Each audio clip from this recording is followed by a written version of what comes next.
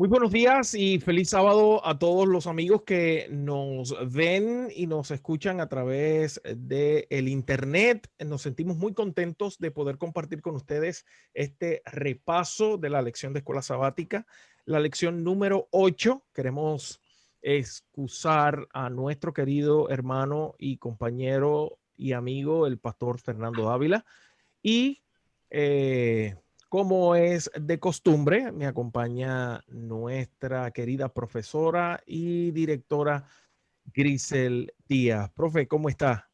Muy bien, gracias a Dios. Feliz de estar otra vez aquí con usted. Qué bendición. Qué bueno, sabe que es recíproco ese sentimiento. Y esta lección lleva un título muy especial. A mí me emociona esto. Y el capítulo número 40, que es el capítulo de discusión de esta lección, también trae un mensaje muy especial y unos detalles muy interesantes. Esperamos que usted pueda gozarse con nosotros. Así que lo primero que el autor dice es consolaos, pueblo mío, consolaos. Yo le añadí el segundo consolaos, pero qué bueno es uno ser consolado en medio de la ansiedad. Qué bueno es sentirse aliviado de las cargas. Y el versículo para memorizar se encuentra en Isaías capítulo 40, versículo 9. Yo no lo tengo proyectadito ahí, pero le voy a dar un brequecito para que usted pueda encender su Biblia o pueda buscar su Biblia o su iPad y que pueda acompañarnos a leer el versículo de memoria de la lección. Isaías capítulo 40, versículo número 9. Súbete sobre un monte alto, anunciadora de Sión. Levanta fuertemente tu voz, anunciadora de Jerusalén. Levántala, no temas, di a las ciudades de Judá, ved aquí al Dios vuestro. Grisel, y si usted escucha esas palabras, ¿qué efecto pudiera tener en el corazón suyo? Imagínese el mismo efecto que yo sé que están sintiendo los hermanos y amigos que nos están sintonizando hoy. Un efecto alentador porque me está motivando a no desmayar, a no tener miedo, a no apesadumbrarme, a no quejarme, a no sentir que no puedo, sino por el contrario, me está alentando a echar hacia adelante y sobre todo de parte de quién viene ese aliento para mi vida. Súper feliz. Oh, y le voy a empujar un poco más. Uh-huh. El versículo termina diciendo, ved aquí al Dios vuestro. Óigame, yo solamente pienso en esa expresión y yo no sé a usted, pero ni sea a los amigos que nos están viendo, pero esa expresión a mí me deja mudo, me deja como sin palabras, poder ver a nuestro Salvador. Está aquí, llegó y sabemos que está con nosotros y que su presencia nos acompaña, pero el texto dice, ved aquí al Dios vuestro. Oh, qué maravilloso será ver a nuestro Dios. Bueno, voy a cogerlo con calma porque Fernando me dijo, Pastor Lenny, no es una predicación, es un estudio, es un estudio. Así que no, Que con mucho nos calma. ama Fernando. Si estuviese aquí, se estuviese riendo, se estuviese riendo. Sin embargo, Grisel, hay un detalle bien interesante y es que cuando uno compara la forma de la escritura, el género de la escritura de estos primeros 39 versículos son de una forma, pero ahora cuando arrancamos a ver el del capítulo 40 en adelante, pareciera que hay otro género literario y necesitamos entender que es el mismo autor. Eso creemos nosotros. Es el mismo Isaías quien escribe. Pero ahora Isaías tiene otro género literario para transmitir una serie de mensajes dados por Dios, una serie de profecías dadas por Dios para que su pueblo pudiese tener consuelo. Consuelo, consuelo en dónde, Grisel. Consuelo para qué. Consuelo en todo, consuelo mientras estamos aquí, consuelo en la bendita esperanza. Pues a mí me pareció eso muy claro, pastor, eso que usted acaba de explicar. Pareciera, debemos saber que hay géneros literarios en prosa y hay géneros literarios en verso. Los géneros literarios en prosa es cuando uno no somete la palabra a ninguna medida, sino que uno escribe como habla. Pero el género en prosa puede ser la leyenda, el cuento, la fábula, la historia incluso. Y me parece que esos primeros 39 capítulos de Isaías son claramente historias. Es el relato de la historia que le tocó vivir al pueblo de Israel y algo que se puede constatar. Es decir, que la historia también es algo que se puede constatar. Esa es la diferencia de la historia con el cuento, con la novela o con la leyenda. La historia sí es un dato exacto y que uno puede corroborar con el tiempo. Pero esos otros capítulos del 40 que empezamos hoy en adelante, pareciera, aunque son en prosa, eso porque están escritos en prosa, verso es cuando uno somete la palabra a medida, ritmo y rima. Aquí no hay medida, ritmo y rima, pero hay lo que se conoce como prosa poética. Es una prosa poética porque la poesía es que puede ser lírica, puede ser dramática, puede ser así, pero esto es poesía lírica. Lo que hace es expresar el sentimiento del autor.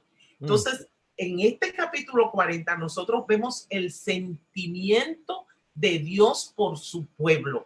De aquí en adelante, vamos a ver la preocupación profunda que Dios tiene por la salvación de su pueblo, por el bienestar de su pueblo, por la seguridad de su pueblo. Y eso viene decididamente de su corazón, por eso es lírico, porque nace del corazón del que escribe, y no podemos olvidar que la escritura toda es inspirada por Dios, así que es la inspiración de Dios, sea Isaías o no el autor de todo el libro, Dios es el autor, Dios es la fuente de inspiración.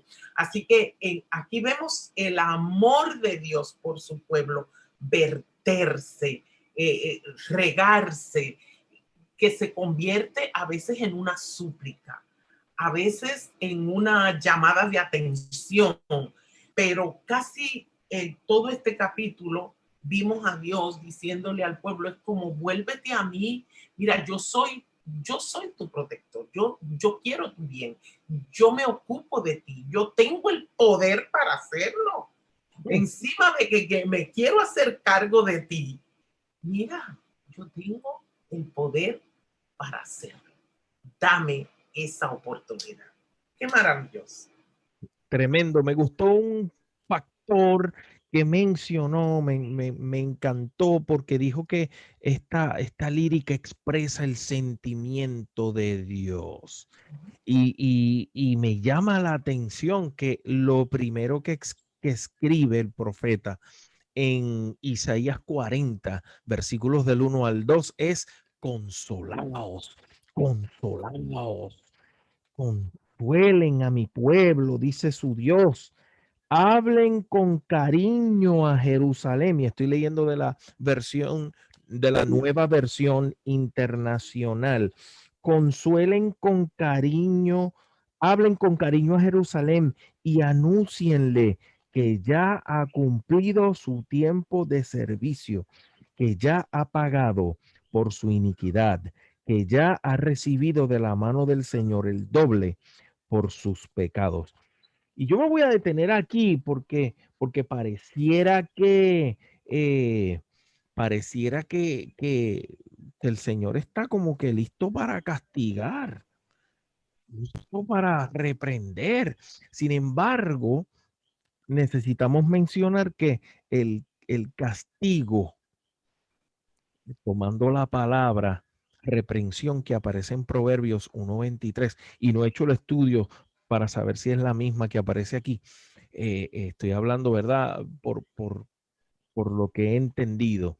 Es que la palabra que aparece en Proverbios 1:23 dice, volveos a mi reprensión. Otras versiones, volveos a mi castigo. Pero cuando uno busca el original es, mira, vuelve a mi consejo.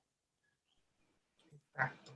Exacto. Cuando el profeta dice, preparad camino a Jehová, está justamente esa frase en el contexto de Judá en el viaje de regreso del exilio. Es como decirle, tranquilo, que ya yo tengo preparado para ti el descanso. Porque, precioso, porque mira cómo trabaja Dios, Grisel. Dios no obliga a nadie que le adore. Entonces el pueblo tiene esta conducta que ahorita, más adelante veremos sobre la idolatría y sobre otros factores. Entonces Dios dice, espérate, tú no quieres adorarme solo a mí, yo soy celoso porque yo quiero que tú me adores solo a mí, porque el único que puede satisfacer tus necesidades soy yo. Pero si tú no me quieres adorar a mí, entonces yo voy a dejar que las naciones de los dioses que tú adoras vengan y te lleven y tú te vayas con ellos. Esta es versión Pastor Rodríguez. Entonces, el Señor le está anunciando, y como hablábamos ahorita en la discusión, el Señor le está anunciando algo que no iba a hacer para ese momento. El Señor le está tejiendo este hilo profético de lo que ocurriría al final con Babilonia, que lo hemos visto en lecciones anteriores. Sin embargo, está hablándole de una libertad que ocurrirá en el futuro, una liberación y una recompensa que el Señor le dará en el futuro. Y dice, el saber el fin desde el principio, ¿qué debe provocar o qué provoca en el corazón del ser humano? Saber el fin desde el principio. Paz, consuelo, tranquilidad, sosiego, serenidad. Esa es la diferencia entre los que creemos a lo que Dios nos ha prometido y los que no creen en Dios. No es que nos vistamos o que caminemos o que hablamos o que estemos todo el tiempo así. No, es que cuando viene el momento de la dificultad, yo sé en quién he creído. Que cuando viene el momento de la abundancia, yo también sé en quién he creído y debo poder reconocer quién está caminando delante de mí. Y entonces podré ir con toda la seguridad del mundo porque yo sé que mi Redentor va de mi lado, está conmigo, camina conmigo y me llevará con seguridad hasta el final del camino. Es muy interesante. ¿Y cómo nosotros pudiésemos aplicar eso hoy? Porque, ¿verdad? No le saquemos punta al pueblo de Israel y al profeta Isaías solamente en el contexto histórico, pero ¿cómo nosotros podemos aplicar eso hoy? ¿Siento yo paz? ¿Siento yo consuelo? ¿Siento yo esa esperanza al saber que seremos libertados? Porque la Biblia me ha dicho cómo será el final de esta historia, ¿verdad? Esto es para just to pick our minds, solamente para pellizcar nuestra mente. ¿Qué efecto causa en nosotros? ¿Cuán presente tengo yo este hilo profético del que habla la escritura que me da consuelo, esperanza, paz, sabiendo que mi Salvador vendrá? Porque aquí hay alguien, más adelante lo vemos, hay alguien que está preparando el camino para para la llegada de esas buenas noticias. Pero nosotros tenemos unas buenas noticias también. Así que eso solamente para meditar, ¿no? Tiene tiene en nosotros el mismo efecto que tuvo tal vez en el pueblo de Israel este mensaje de consuelo, de paz, eh, con relación Siempre, al... siempre habrá alguno, pastor, que lo pone en duda. Y de hecho, vimos lo que pasó con el pueblo de Israel. Pasó y pasó y pasó, y aunque Dios le hablaba directamente, y perdieron la oportunidad como nación de ser los portadores, los portaestandarte de esa verdad tan maravillosa comunicada por Dios mismo. ¿Ve? Pero eso no quiere decir que no hay oportunidad. Ya, de hecho, no hay judío, ni griego, ni nada por el estilo. Todo aquel que acepta ese mensaje de salvación en su corazón, ahora se convierte en el portavoz para que el mundo conozca la maravilla de vivir en paz, creyéndole a Dios esa palabra de consuelo que nos dio. La dio al pueblo más de 100 años de diferencia, pastor. Muchos creyeron, siguieron adelante, pero hubo otros que no. Nosotros de qué parte estamos, en qué lado estamos. Cristel, me llama mucho la atención eh, la expresión, la palabra de Dios, porque probablemente si yo le hago una promesa, usted va a ser, ay, pastor, con tantas cosas que usted tiene. Lo Yo más creo probable que es que sí. se le olvide en algún momento, y a mí Yo, también. yo creo que a usted se le va a olvidar.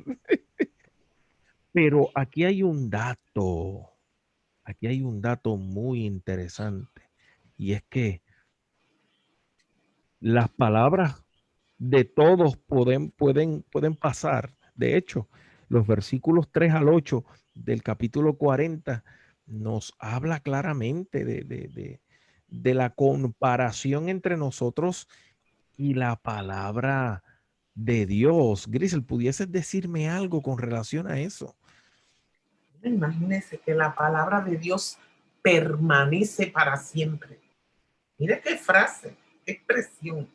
La palabra de mi Dios permanece para siempre. Él no muda. Él no dice hoy una cosa y mañana otra. Su palabra es veraz. Su palabra es y se respalda. ¿Ustedes saben qué? En su poder. Porque a veces nosotros decimos cosas y las prometemos de buena fe, tenemos buen corazón, queremos cumplir. Los gobernantes, los presidentes, los alcaldes quieren cumplir cuando están en sus campañas, pero luego les hace falta el poder para hacerlo. ¿Ven? Porque dependen de otros, pero Dios no depende de nadie más, porque Él es autosuficiente, Él es Dios. Hmm, Y su palabra es una garantía de lo que Él dijo, eso hará. Maravilloso. tremendo. Entonces, eso debe ayudarnos a confiar en lo que Él ha dicho. La escritura nos da evidencias tras evidencias de que cuando Dios promete algo, aunque la otra parte falle el contrato, Dios cumple su parte. Amén.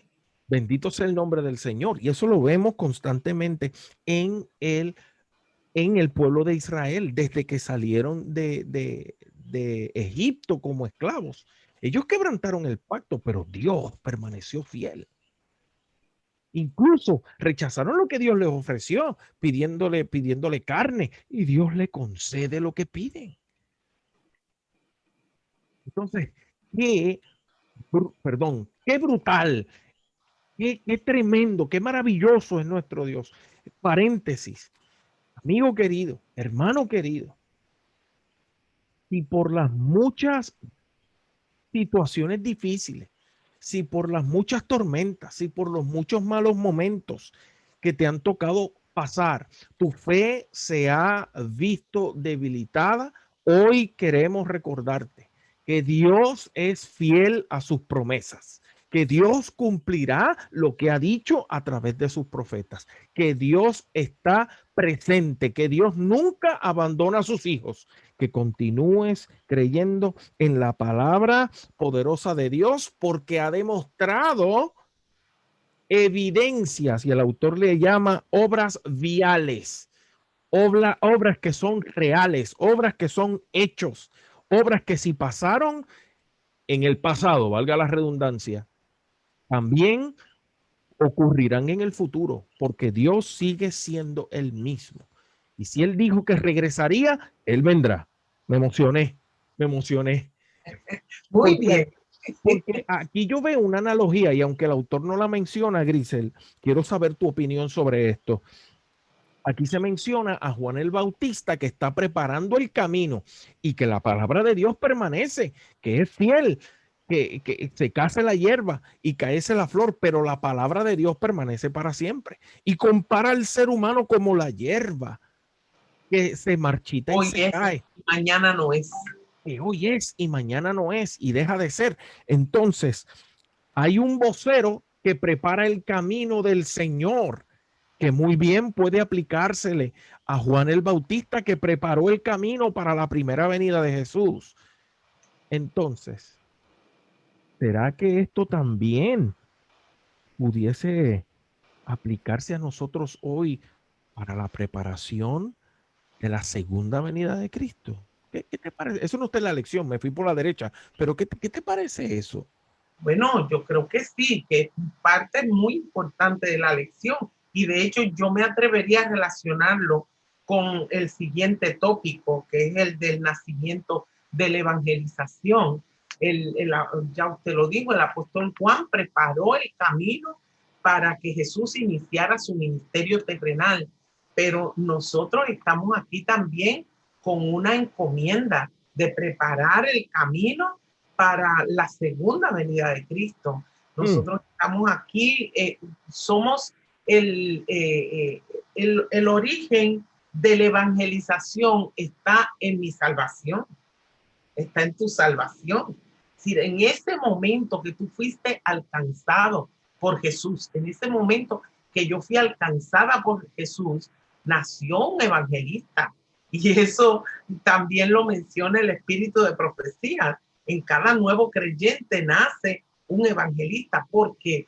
Porque hemos de nacer a una vida que proclama, no con palabras, no tengo que coger un megáfono y pararme frente a la plaza del pueblo, enfrente a la gente, a gritar a voz en cuello que no está mal, que Jesús me salvó y que Jesús viene. Es que mi buena manera de vivir haga que otros se sientan estimulados a conocer acerca del Dios que cambió mi vida, porque el poder no está en mí, la gloria no está en mí, la gloria está en aquel que es capaz de regenerar mis pensamientos, restaurar mi esperanza, calmar mi dolor y hacerme vivir con alegría, aún en medio de este mundo que es una catástrofe. Pero yo sé que mi Redentor vive. Yo sé que aunque la hierba pase, aunque se seque la flor, su promesa se cumplirá y su promesa dice que Él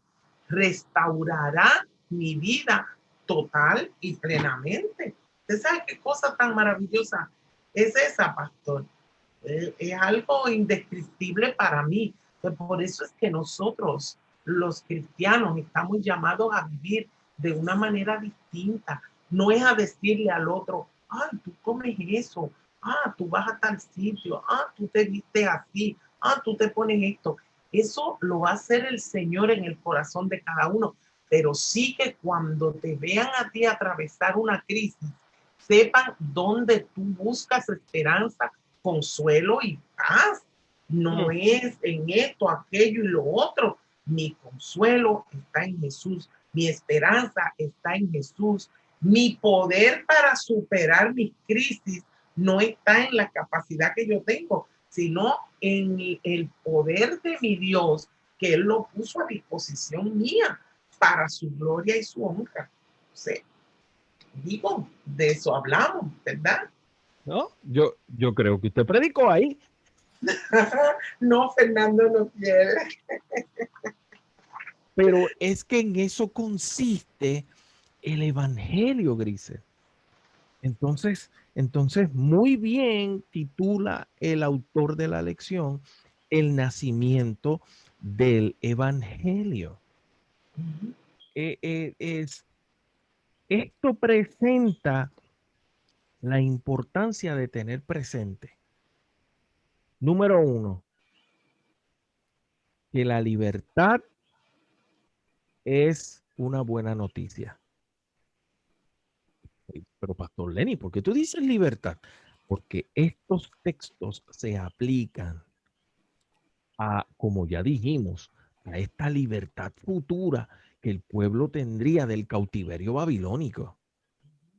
Por eso, en los versículos 3 al 8, hablan de que un heraldo, un anunciador misterioso se puso en pie y comenzó a gritar. ¿Usted sabe qué me acuerda eso, Grisel?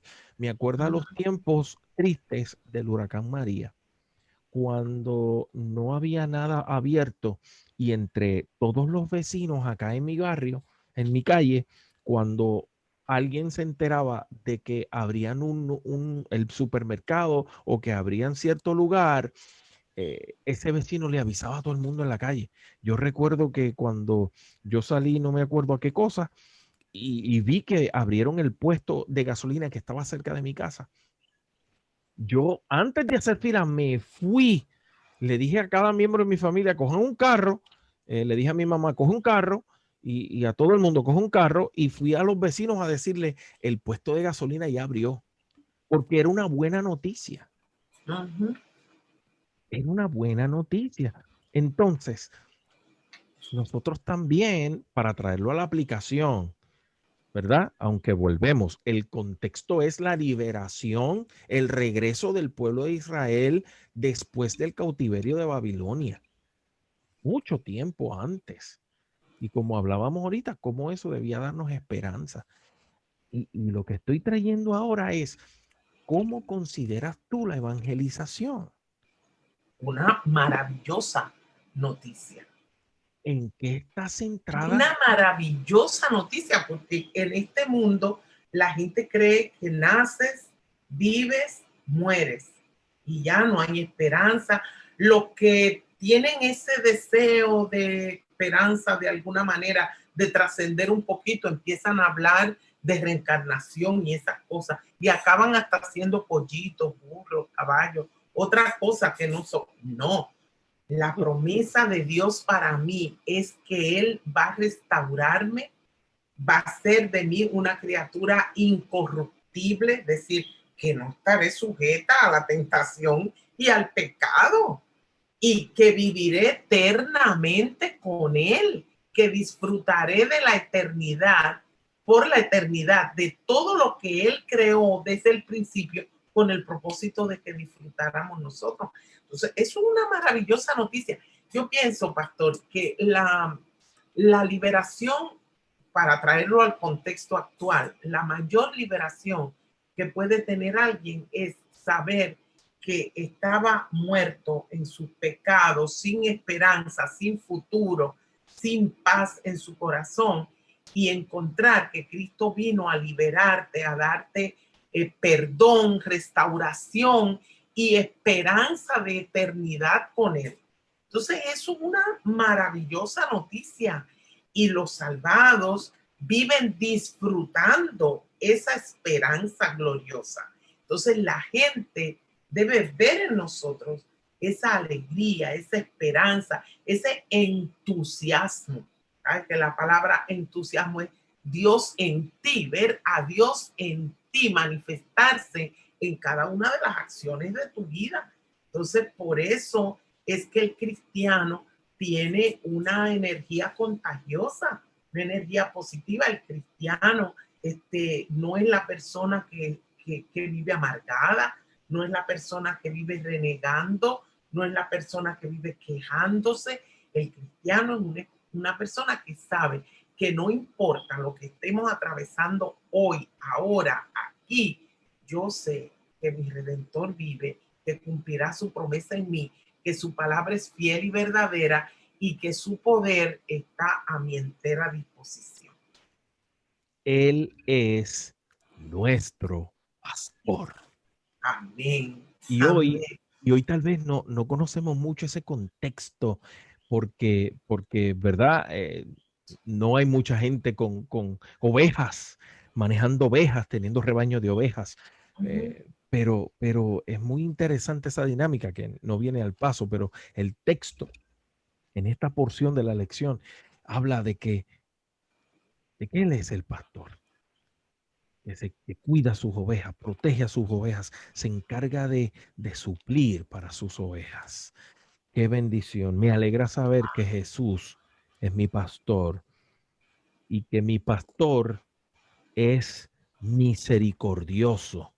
Oh, Grisel, esta parte de la lección me voló la cabeza, porque cuando nosotros segmentamos para buscar los tópicos centrales del capítulo 40, encontramos dos aspectos. Encontramos poder, perdón, lo voy a decir al revés. Encontramos misericordia y encontramos poder. Grisel, ¿qué te dice eso? Antes de yo decir lo que me dice. No, usted manifiéstese ahí, que yo sé que usted está loco por hablar de ese tema, pero qué bueno que me da la oportunidad de decir que eso es una combinación maravillosa, porque Dios no es como los que, es que no lo quiero decir y que se sienta como un poquito de amargura en mí, pero usted sabe que la gente con poder que no tiene misericordia, que no tiene el amor de Dios en su corazón, camina sobre las espaldas de los demás como si fuesen sus súbditos. Pero Dios, que es todopoderoso, nos toma en sus brazos, porque esa es su misericordia. Nos carga. ¿Usted ha oído esa ilustración de los pasos en la arena y la persona que le reclama al Señor y qué pasó? Que cuando yo estaba pasando los peores momentos de mi vida, en vez de ver que caminabas a mi lado, veo como que te fuiste porque nada más veo dos huellas y las tuyas no están ahí. Y ese Dios maravilloso le dice, ¿y quién te dijo que esas que estaban ahí eran las tuyas? Esas son las mías, porque cuando vino la cosa y se puso fuerte, yo te tomé en mis brazos. Para eso se manifiesta el poder de Dios, pastor, para librarnos, para sostenernos, para no dejarnos caer, para no dejarnos quedar en vergüenza. Nuestro Dios es el que rescata y abraza. Y el autor, gracias Grisel, tremendo, tremendo, estoy totalmente de acuerdo. Y el autor de la lección menciona que estos dos conceptos están entrelazados porque es la forma de Dios salvar a su pueblo. Sí. Entonces, rapidito quiero describir que si segmentamos el capítulo 40, vamos a encontrar que los versículos del 1 al 5 hablan de misericordia, que los versículos 3 al 8 hablan de poder a través de su gloria, que los versículos del 9 al 11, esa sería la parte C, la primera, la parte A, los versículos 1 al 5, la parte B, del 3 al 8, y la parte C, la misericordia, las buenas nuevas de liberación para su pueblo. Y la parte B1, estoy complicando la cosa un poco, pero ténganme paciencia. Vamos a ponerle a esta a esta cuarta parte, B1. Habla de poder, los versículos del 12 al 26, porque es un creador incomparable. ¿Con quién se comparará? ¿A qué pues haréis semejante a Dios? La respuesta inevitable es a nadie. A nadie. Dios no puede ser comparado. Él es el creador del tiempo. A él no se le puede encajonar en la cápsula del tiempo. Y la parte A1 Habla de misericordia, los versículos 27 al 31. Dios como creador, el creador que le da poder a los débiles. Esa última parte, esos últimos textos del versículo del capítulo 40 me emocionan muchísimo. ¿No has oído? ¿No has sabido que Dios no se fatiga con cansancio? En su entendimiento nadie lo alcanzará. Oh, no voy a seguir porque me emociona y Le predico. tocan ahorita, le tocan ahorita. Vamos a Entonces, cerrar con ese postre. entonces, vemos aquí 5 partes y la parte central del capítulo, los versículos 9 al 11, hablan de las buenas nuevas de liberación. Entonces hay más misericordia en este capítulo. Es otra cosa, porque el poder que se entrelaza con la misericordia es necesario para la salvación de el pueblo, para la salvación de nosotros. Dios es el único que hace que la justicia y la misericordia. Sí, pues. Qué bonito, qué bonito. Grisel, pero todo esto es un anuncio del futuro. Eh, pero lamentablemente el pueblo de Israel en este punto tenía que experimentar algunos consejos de parte de Dios y algunas experiencias para resolver su problema con la idolatría. Y eso fue una realidad. De hecho, después que el pueblo vuelve del cautiverio babilónico, en Israel no se vuelve a levantar la idolatría. Pero Pastor Lenny, entonces, ¿por qué el problema y por qué no aceptaron a Jesús? Ah, porque se fueron al otro extremo. Pero el problema de la idolatría se resolvió. Entonces, Grisel, ¿será que este asunto de la idolatría es aplicable a nosotros hoy? ¿Será que Bueno, este problema de la idolatría tiene que ver solo con retratos, imágenes? pues justamente estaba pensando en eso. A veces nosotros queremos echarle ese, en mi pueblo allá en el campo dirían echarle esa cuava a otro, ¿verdad? Ese fueguito a otro y decir, es que el pueblo de Israel eran tan idólatras, ese pueblo se portó mal, ese pueblo no escuchó al Señor, ese pueblo, donde quiera que no es mentira. Cada vez que venía un pueblo de los que estaban alrededor y le presentaba su plan de acción, ahí se iban ellos detrás y hacían lo que otro les decía y cambiaban, pero con una facilidad tremenda. Pero yo me pongo a pensar, pastor, cuán diferentes somos nosotros, que andamos buscando a veces hasta, hasta nuestras formas de adorar a Dios, cómo parecernos a los demás para que nos acepten, cuando realmente, ay, perdón, yo no quería decir eso, Bueno, eso fue lo que el Espíritu trajo a su mente. pero a veces nos olvidamos que el objeto de nuestra adoración es Dios. Mm.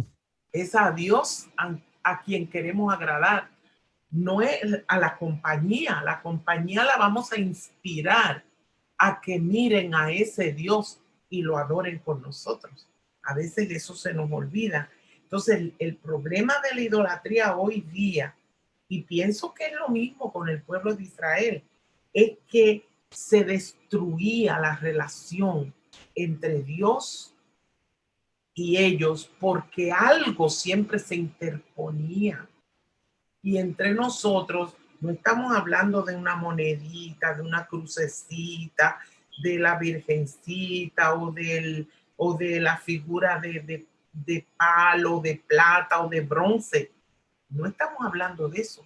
Estamos hablando de todo aquello que nosotros ponemos en el medio, que nos impide comulgar con Dios. Eso es comunión. Esa es mi palabra favorita del vocabulario cristiano, la palabra comunión, común, unión, porque me habla de mi relación con Dios y mi relación con los otros. Pero cuando nosotros permitimos que un hijo cobre mayor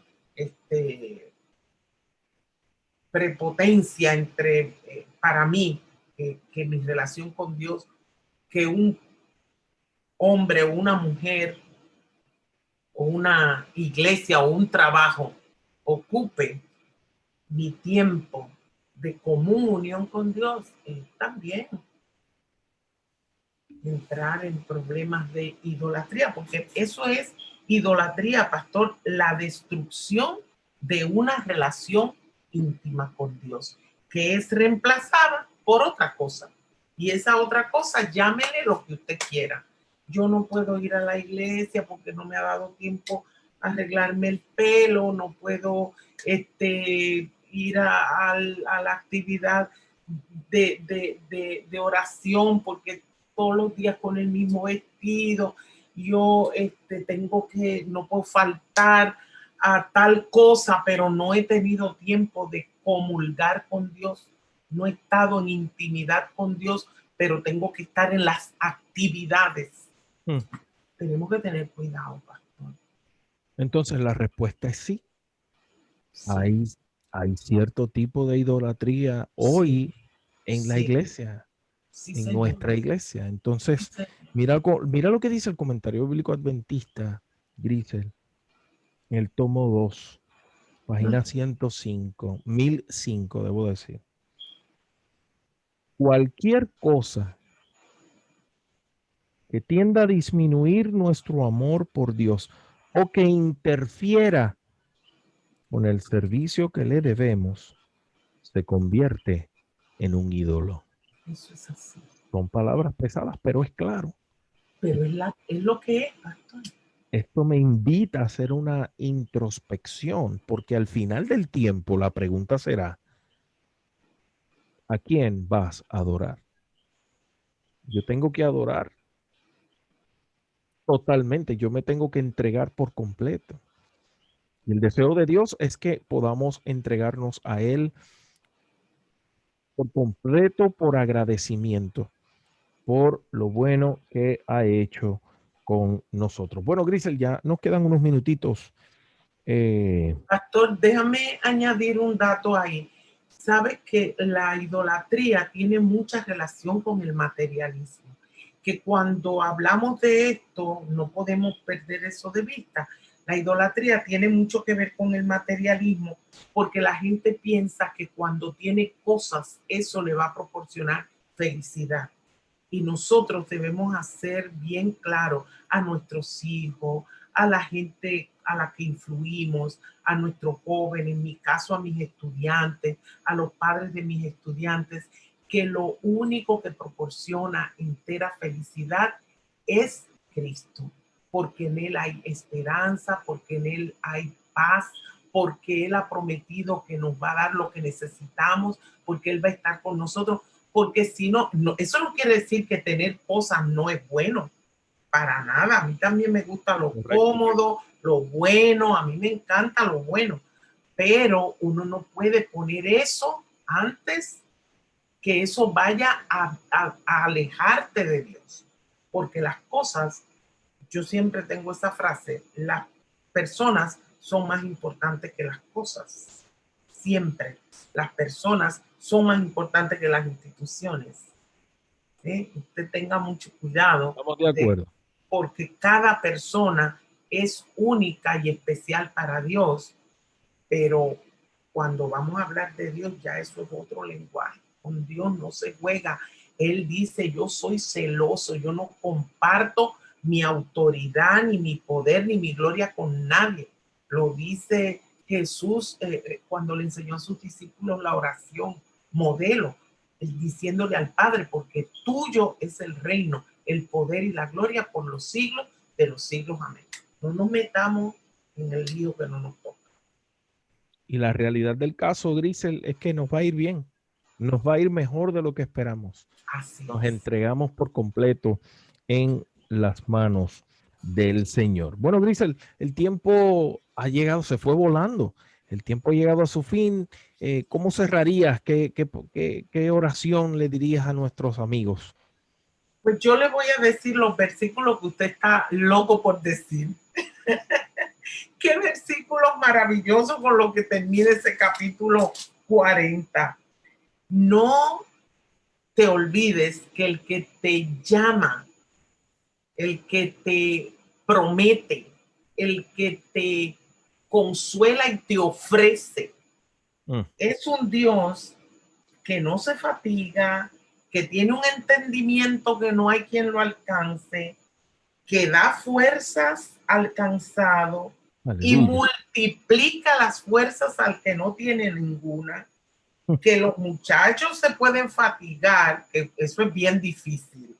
Y a veces los jóvenes flaquean y hasta llegan a caer, pero los que esperan en Jehová tendrán nuevas fuerzas, levantarán alas como las águilas, correrán y no se cansarán, caminarán y no se fatigarán, porque su sostén proviene del que prometió y él es fiel, todopoderoso y lleno de misericordia. Gloria sea el nombre del Señor. Entonces, amigo querido, quiero decirte que a través de Isaías Dios llevó consuelo y esperanza a aquellos que estaban sufriendo, al revelarle lo que ocurriría tiempo después. Ellos no desesperaron, ellos no fueron a confundirse ni desanimarse, porque recibieron el consuelo de que la presencia de Dios estaría con ellos. Amén. Dios lo ha prometido también. Estas lecciones de Isaías para con el pueblo de Israel también puedan refrescar en nosotros estos conceptos de esperanza, de consuelo, de fortaleza, de misericordia y de poder. Todo proveniente de Dios para salvar a su pueblo. Así que gracias por acompañarnos hasta este momento. Esperamos que hayan disfrutado, que haya sido de bendición para ustedes. Antes de irnos, vamos a terminar con una oración y vamos a pedirle a nuestra querida profesora Grisel Díaz que nos despida en oración. Oramos. Padre nuestro, qué felices nos sentimos cada vez que nos acercamos a un tema como este. Tu palabra está llena de esperanza, de aliento, de fortaleza. Gracias, Señor, por esa promesa maravillosa de que nos consolemos en la esperanza de que todo esto pasará. Hemos sido perdonados, hemos sido rescatados y nos espera al fin la eternidad contigo.